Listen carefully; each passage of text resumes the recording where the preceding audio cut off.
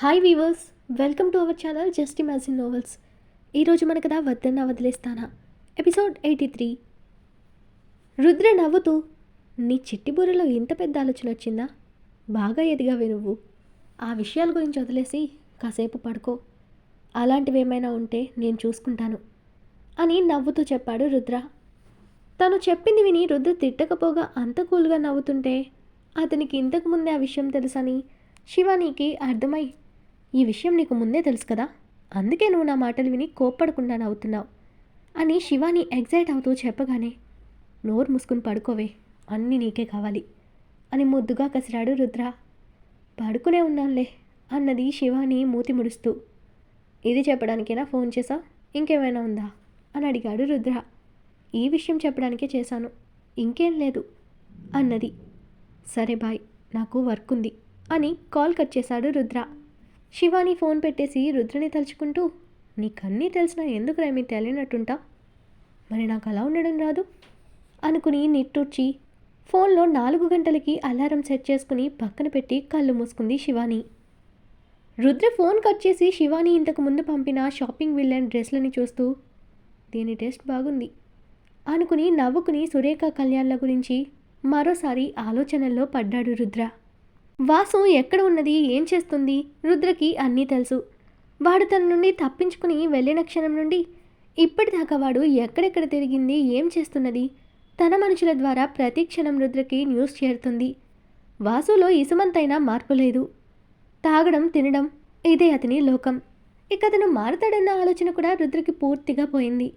సురేఖను తలుచుకుని, నీ జీవితంలోకి వాసుని తీసుకొచ్చి మా అత్తయ్యతో పాటు మా అమ్మ నాన్న కూడా పొరపాటు చేశారక్క.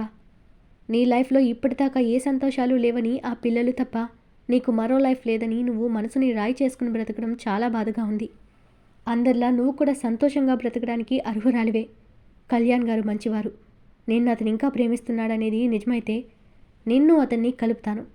మీరు హ్యాపీగా ఉండేలా చేస్తానక్క. మా అమ్మ బ్రతికున్నా నిన్ను కూతురిలా భావించి నీకు మరో మంచి లైఫ్నివ్వాలని కోరుకునేది. మా అందరికీ నువ్వు బాగుండడం కావాలక్క.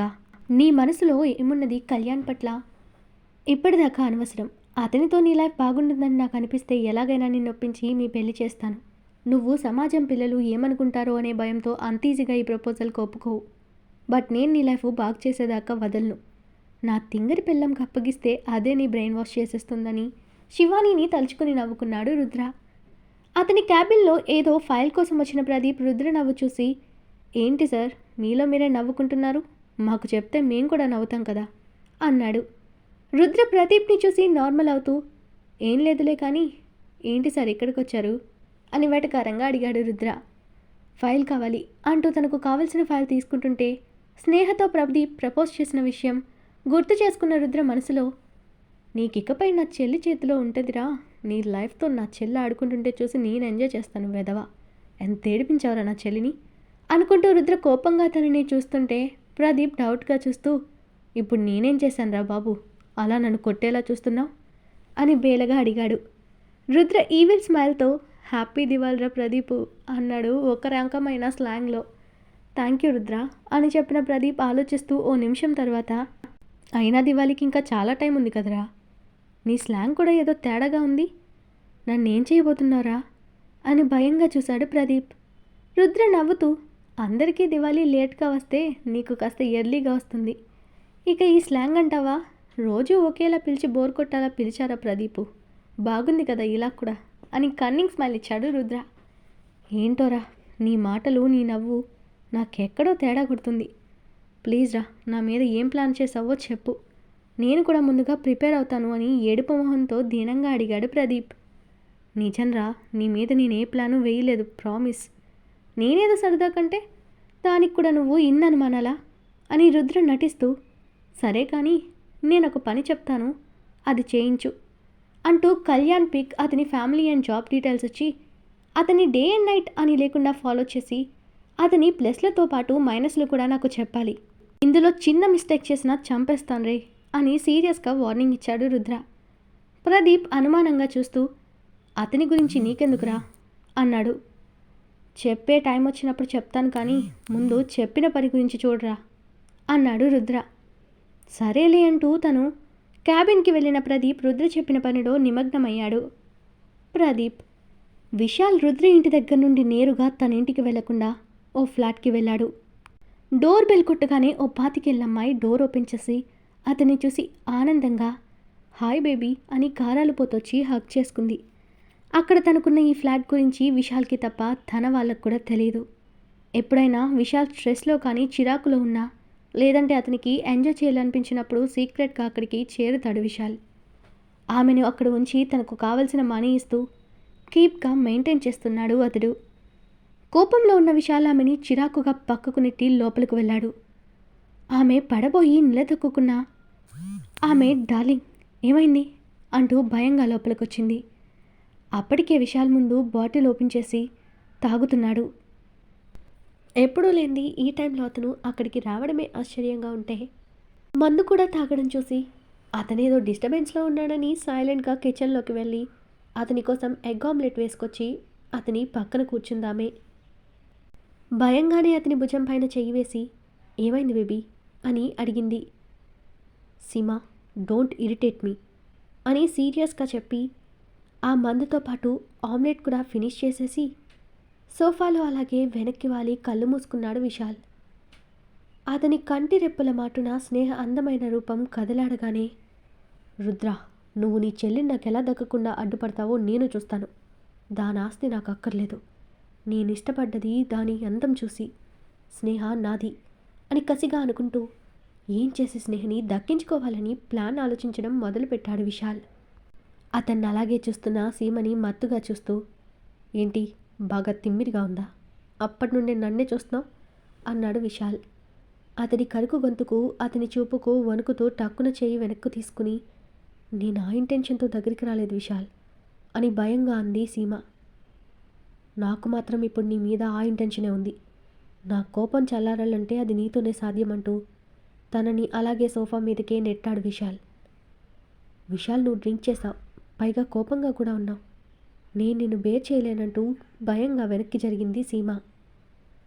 బేర్ చేయాలి, నువ్వు నాకు కీప్గా ఉంది నా అన్ని ఎమోషన్స్ని బేర్ చేయడానికి అంటూ విశాల్ కోపంగా ఆమె కాలు పట్టి కిందకు లాగి ఆమె మీద కొరిగాడు. ప్లీజ్ నేను చూస్తుంటే నాకు భయంగా ఉంది విశాల్. నువ్వు ఇదివరకెప్పుడు ఇలా లేవు, నన్ను వదిలేయంది బేలగా సీమ. ఆహా అవునా, ఇకపై నీకు నేను ఇలాగే కనపడతాను. ఇలా కూడా నన్ను బేర్ చేయడానికి ప్రిపేర్గా ఉండంటూ ఆమె వేసుకున్న మినీ ఫ్రాక్ అంది. వెనక చిప్ లాగి తన భుజం పైన డ్రెస్ తొలగించి అక్కడ గట్టిగా పంటిగట్లు పడేలా కొరికాడు విశాల్. నొప్పికి అరిచిన సీమని కోపంగా చూస్తూ ఏయ్ అరవకు, నాకింకా వైల్డ్ థాట్స్ వస్తాయి, ఆపై నీ ఇష్టం అన్నాడు విశాల్. ఆమె నోటికి చెయ్యడ్డు పెట్టుకుని నొప్పిగా ఉంది బేబీ అని ప్లీజింగ్గా చెప్పింది. అవునా అంటూ మరో భుజం పైన కూడా కొరికి ఇప్పుడు బ్యాలెన్స్ అయింది కదా అన్నాడు ఈవిల్ స్మైల్తో. విశాల్ చాలా తేడాగా ఉండడంతో తను ఏమంటే అతను దానికి ఏం చేస్తాడో అని భయపడి మౌనంగా అతను చేసే దాడిని భరిస్తుంది సీమ. ఆమెని ఒంటి మీదున్న డ్రెస్ తీసి విసిరి కొట్టి తనపై పడి ఇష్టానికి తనతో బిహేవ్ చేశాడు విశాల్. విశాల్కి రుద్ర చేసిన అవమానమే మైండ్లో తిరుగుతుంటే అతనేం చేస్తున్నాడో అనే విచక్షణ మర్చి ఆడపిల్లని కూడా లేకుండా సీమని ఓ మాంసపు ముద్దలా నలిపేశాడు. సుకుమారంగా ఉండే సీమ విశాల్ అంత వైల్డ్గా బిహేవ్ చేస్తుంటే తట్టుకోలేక ఎప్పుడో స్పృహ కోల్పోయింది. కానీ విశాల్కి ఆ విషయం కూడా మైండ్కి ఎక్కడం లేదు. ఎప్పుడో తన కోపం చల్లారాక ఆమెను వదిలి లేచి వెళ్ళి స్నానం చేసి అప్పటికే ఏం చేయాలో ప్లాన్ చేసుకున్న అతడు సీమని అస్సలు పట్టించుకోకుండా బయటకు వెళ్ళిపోయాడు. ఆమె చావుకు ఆమెను వదిలేసి మీటింగ్ ఉందని ఎంప్లాయీస్ అందరినీ మీటింగ్ హాల్లోకి పిలిపించాడు రుద్ర. ప్రదీప్ మనసులో ఏంటి వీడు ఇప్పుడు మీటింగ్ పెట్టాడు, నాకు మాట మాత్రం చెప్పలేదే అనుకుంటూ అక్కడికి వెళ్ళాడు. అప్పటికే స్నేహ రుద్ర తప్ప అందరూ మీటింగ్ హాల్లోకి వచ్చారు. రుద్ర స్నేహ లోపలికి రాగానే అందరూ విష్ చేశారు. రుద్ర అందరికీ రిప్లైగా తలూపి నేరుగా ముందుకు వెళ్ళాడు. అతని వెనకే స్నేహ కూడా వెళ్ళి రుద్ర పక్కన నిలబడింది.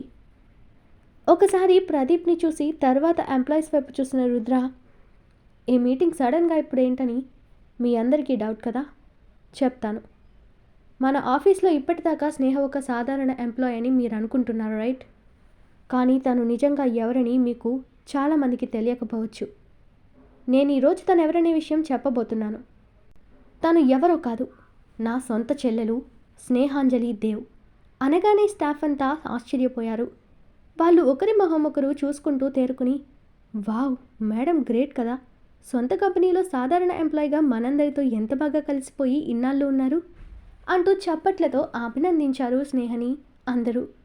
కాసేపటికి చప్పట్లు ఆపమని రుద్ర చేయెత్తి, ఇప్పుడు తనిక్కడ మీతో పాటు వర్క్ నేర్చుకోవడమే కాదు, ఓ ఎంప్లాయీగా ఉండి మీ కష్ట సుఖాలను కూడా తెలుసుకుంది.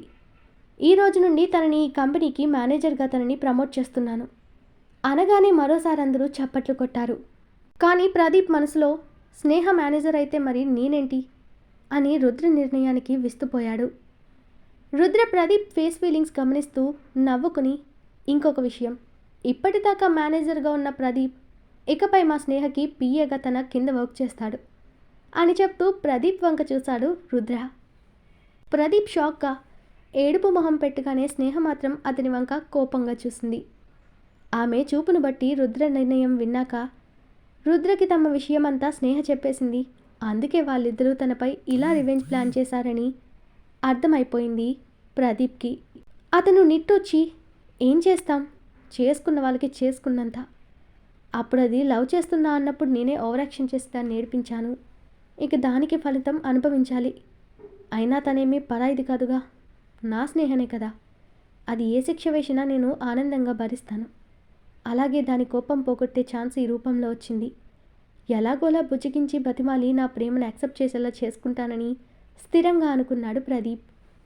అతని ఫేస్ చూస్తున్న రుద్ర నవ్వుతూ, రే బావా, నా చెల్లి పైకి కనిపించేంత మెతక కాదురా, దానికి కోపం వస్తే ఇక నీకు జాతరే, ఇక జీవితాంతం నువ్వు దాని చేతిలో బలైపోయావురా అని ఫ్రెండ్ వైపు జాలిగా చూశాడు రుద్ర.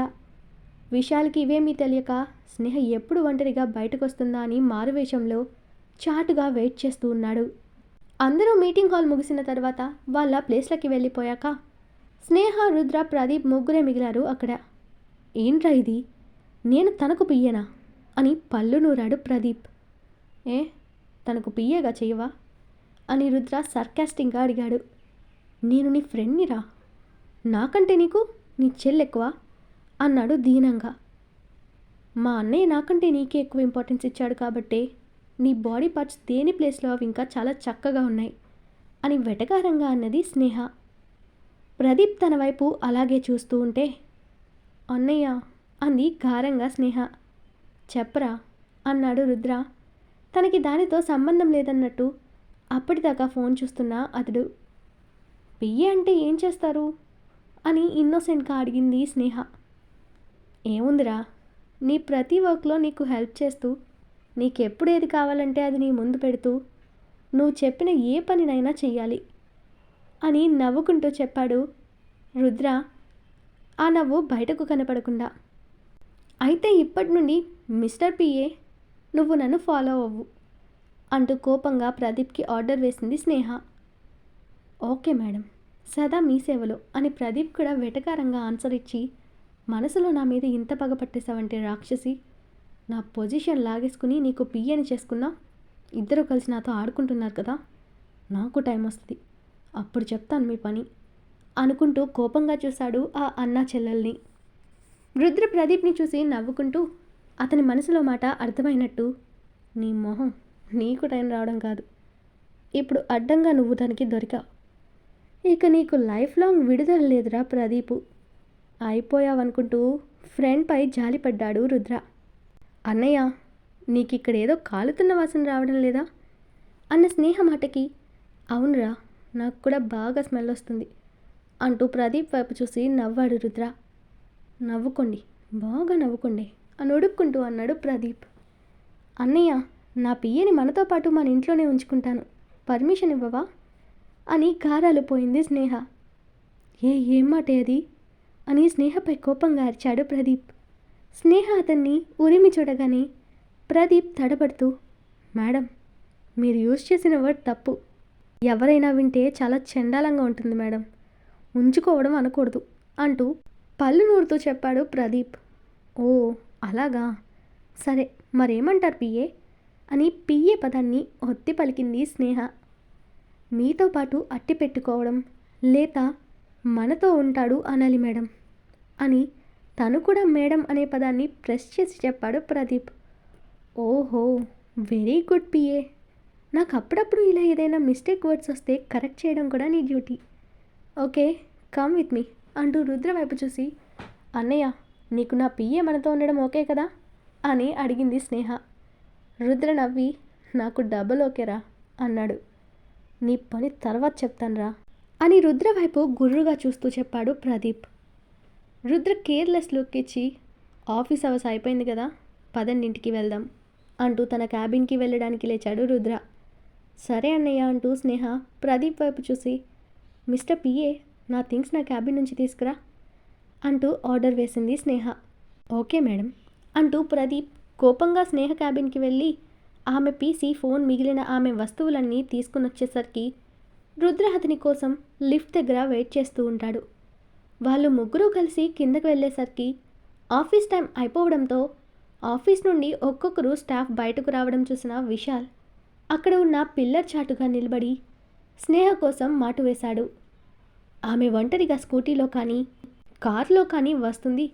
అప్పుడు తనని బెదిరించైనా సరే తనతో తీసుకువెళ్ళి ఏదో ఒకటి చేసి తనతోనే వాళ్ళ పెళ్ళికి ఓకే చెప్పేలా చేయాలని ప్లాన్తోనే వచ్చాడు విశాల్.